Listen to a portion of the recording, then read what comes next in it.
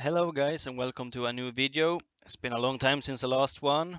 As most of you guys know, there is a big new update to the game. I have been quite late to update something about it, but I didn't want to make a video before I had a little grasp around the whole update at least. I still a lot to figure out according to knowledge and things like that, but for right now we have a fair grasp around things. So as you know, there's new building levels, there's a new troop type with tier 8, or new troop theory, maybe you should say. There are seasons, there's a new knowledge, second-hand knowledge, there's a supreme ghost, and yeah, that's pretty much it. There's a change in Helheim, but that doesn't really affect anyone if you're a main player. In this video, I will talk a little bit about the new building levels, um, very briefly on the T8, some of the second knowledge.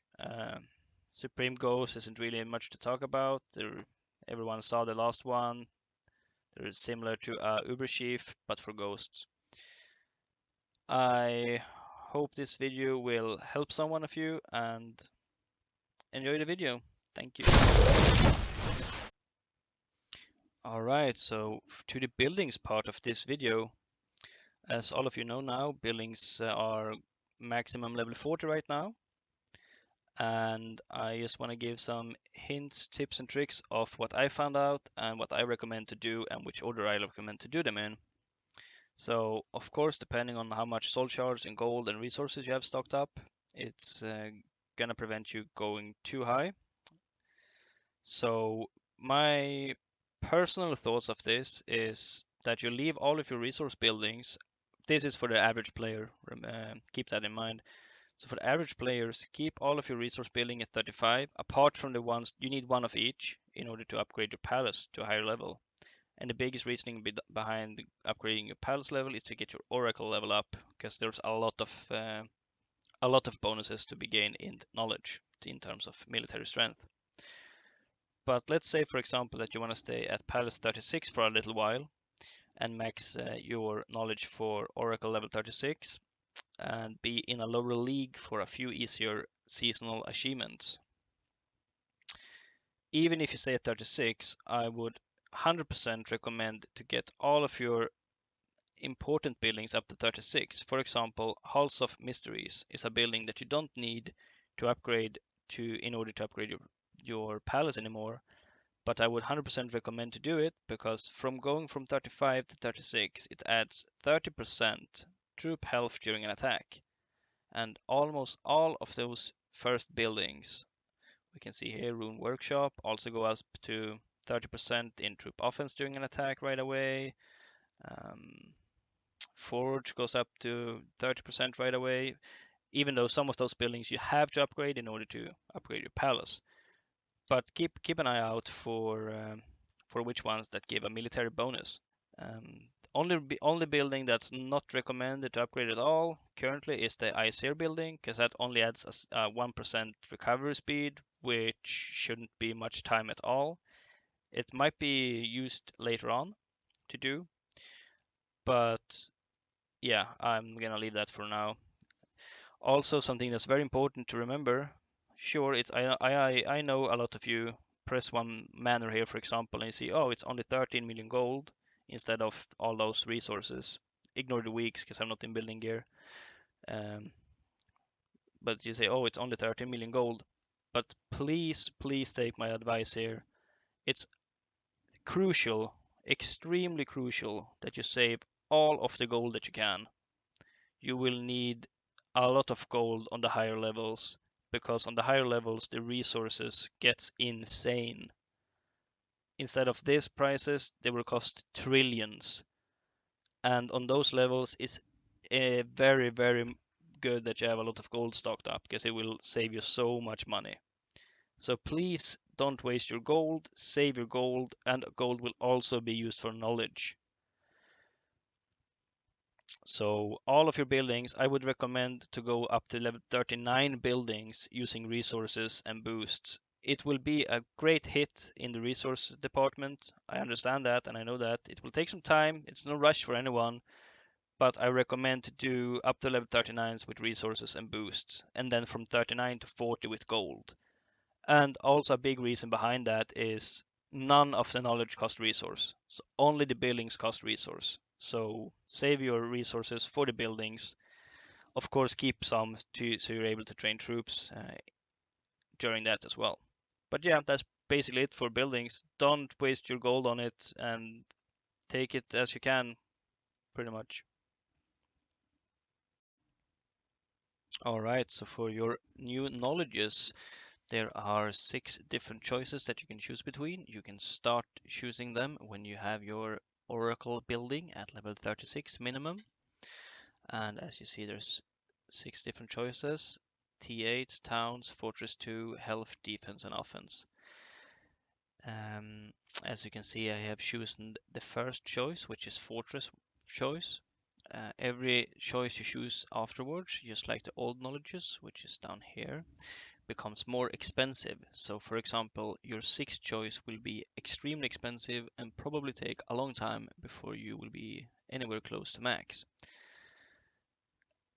The thing I want to talk about in this video, just briefly, it's still a lot to figure out and no one really knows what's the best and what's the worst currently, and obviously it depends on which enemy you face, what the enemy has done.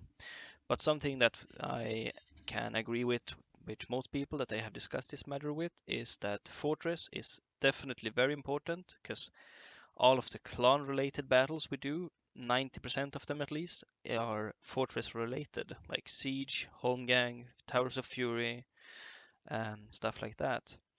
So Fortress should be, in my opinion, your first choice, but as long as it's in your top 3 choices, that's alright, because I think 3 choices will be fairly okay for everyone to max accordingly to your Oracle level. I will get to more to that with what I mean with that in a second. So for me, I would choose Fortress first, and then I would go either health, defense, or offense as my second. I would not say that it matters too much, um, as all of them help for both town battles and fortress battles. My personal opinion is that probably health will be the most beneficial one to choose as your second choice. And the reasoning behind that is there are no boosts for health that you can use. For example, you have 500% offense and 500% defense boosts from Helheim, but you don't have any of those boosts for health. So to make a nice balance in your account, I think health is a very wise second choice. That being said, though, I know from some testing that defense have proven to be a little bit more beneficial, but then again, at a higher level, with big boosts and everything, I do believe that health will give you a nice balance to your account and help both defense and attack. So fortress and health, and then I would actually, this might shock some of you, I would actually choose T8 or offense as my third choice. The reasoning for choosing T8 as your third, I think it's very, very, very important that you choose T8s as your third or as your fourth. Not necessarily because you're gonna max them and use them too much, but if you leave them to your fifth or your sixth choice, they will be so expensive to unlock. Can go in and you see, because this has only one step to unlock. So this is as expensive as going from 0 to 10 right away, but in just one step. So you need to have a lot of gold. I know, for example, if you leave this to your sixth choice, it costs more than 700 million gold or more than 350 million soul shards to just unlock your troop type. And you don't want that, because then it's a high probability that you might never get any T8s. So T8s as your third or possibly fourth choice, in my opinion. And for now, I don't think we really need to discuss which one you should do fifth or sixth, really, because like for everyone, no matter how big of a spender you are, there will be a bit of a time until you are at that level, in my opinion. So I know a lot of you are asking right now which one to choose and which one to go for, and I'd say Fortress, then either of those 3 is okay. Me personally will probably go for Health. and then I will most likely go for T8s and then offense. And once you reach those trees maxed for your oracle level, then we can discuss which ones you want to choose later on. But obviously all of them are important, and upgrade as you wish. This is just my recommendation. What I'm saying about for maximum for your oracle level is, for example, my oracle is level 37. I can only max my fortress tree like this. In the top ones, 7 out of 10, then I need oracle level 38. And then here, 5 out of 10, and in the bottom, 4 out of 10. I know that at level 36, I believe this only goes to 4 out of 10, and then 2 out of 10 and 2 out of 10, I think, or 3 out of 10 and 2 out of 10. So even if you're level 36, you can start Fortress, you can start Offensive or Health or whatever you want to do and max them accordingly to your Oracle level and still get some base strength. But in order to be a main account and be good in both attacks, defenses, and all general overall battles, I would recommend that people try and go for Oracle level 38 minimum. I think level 39 will be a breakpoint for many people. A lot of people will be stuck at 39 for a long time. But at 39, you can almost max your trees. I think you can go to 10 out of 10, 10 out of 10, and 8 out of 10 at level 39. So you can almost max your trees. And the reasoning why I'm saying not to potentially rush 40 is for most of you, it will be very, very expensive. Uh, it costs a lot to go to level 40, as you saw in the building part of the video. But yeah, that's quite simple, which choices I do and the reasoning why. So quickly about the T8 troops, and my thought of them currently is that they will definitely be very strong, at least in terms of attacking. From what we've seen so far, they seem to have good offensive stats, and something that speaks well for them is that there's not much offense or defense or health against T8s like there is against all other troop types, especially troop offense against. You don't have any troop against T8s, so I think they will be good to have, but I also think they will be only good in the future because they cost soul charge to train, and obviously you will need soul charge to increase the strength of your account. So if you train them, then you kind of will. It's pretty much like shooting yourself in the foot currently, as I see it, because you use the only type of material that you need in order to upgrade your knowledge. So I think we should be quite careful with them, but I can see them definitely being useful in terms of kicking an enemy out of a stronghold or potentially having a few behind a T7 wall in defense. But yeah, hold off, don't train too many of them currently. I don't think it's worth it, and not until we have gone further in knowledge and actually make ourselves strong again. So I also thought I would chip in something about the new seasons.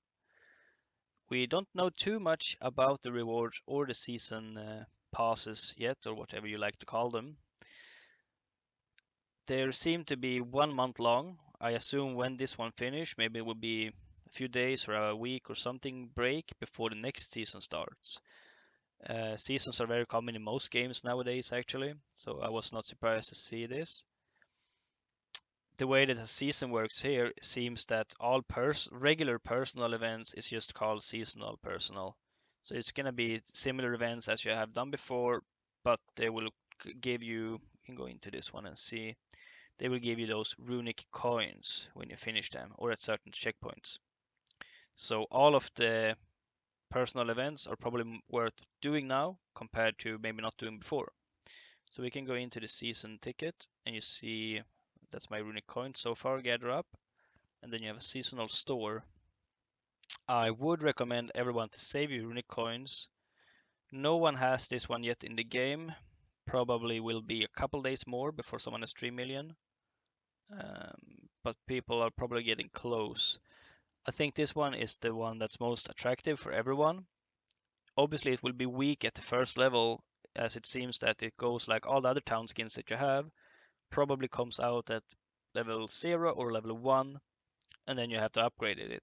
No one knows what it takes to upgrade it yet, so I can't really say if it's 100% the thing you should go for or not, but for right now I would say save your runic coins, because I think this one will be a good thing to buy.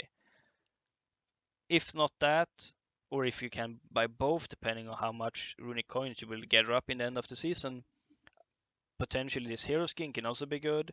Definitely if you're a melee player, but also like troop offensive against tier 1 could be a good thing to try and get category 1 in a CVC, and also it has troop offense and troop defense during defense, so it seems like a good skin to wear while doing defense. Other than that, if you're in huge need of anything else, then potentially it can be worth using the points for that. But in terms of your total strength for your account, I would recommend to save up coins. And the coins are always also said to be able to save into the next season. Also, what we have to wait and see is in the next season, is it going to be the same skin? In order to level the skin, maybe you need to buy it again or again and again. Or it's hard to say because we don't know yet. Or if it's going to be a completely new town skin, then obviously you want to buy this and then you want to save up runic coins for the next one and buy that. But if you have extra runic coins, or if you simply are a lower player or someone that don't really care, then let's say you need gold nuggets, I would not buy this. I would rather look at those coffers that you have, as 20,000 coins for this coffer gives 50,000 gold nuggets, along with a few resources and star shards. So that's definitely way more worth it. Same for the boosts. You have this pack, which will give you more boosts for the amount of runic coins that you spend, as well as you will get stronghold boosts. So always take your time, don't rush things, make sure you're doing the smartest things. But personally, I think the smartest thing is to save runic coins. Worth adding for this skin, most people seem to think, including me, that star shards will be used for this skin. Something that I just wanted to add as well here towards the end that I recognize that I mentioned in the building part of the video is that I said gold will be used for knowledge as well. And I will show you this diagram here. I hope you can see that one right now. So for that one, what this shows is it's pretty much linear for all of the different choices, which shows you either shoes. But as you see, the prices with using soul shards is pretty damn low until level 6, level 7 somewhere before it starts to skyrocket. And so soul shards will be a bottleneck as well as gold, obviously. But in my opinion, I think the cheapest way to upgrade knowledge will be to combine them both. So going up to level 6, 7, potentially 8 with soul shards, depending on how many you have. And then to finish off a knowledge, you would use gold for the last few levels. But remember, in order to go to level 10, you need to have your oracle up to either level 39 or 40 pretty much. Yeah, that's all I wanted to say and finish off the video. Thank you guys very much for watching the video. I hope it wasn't too dreadful and I hope it helped you guys somehow. Thank you.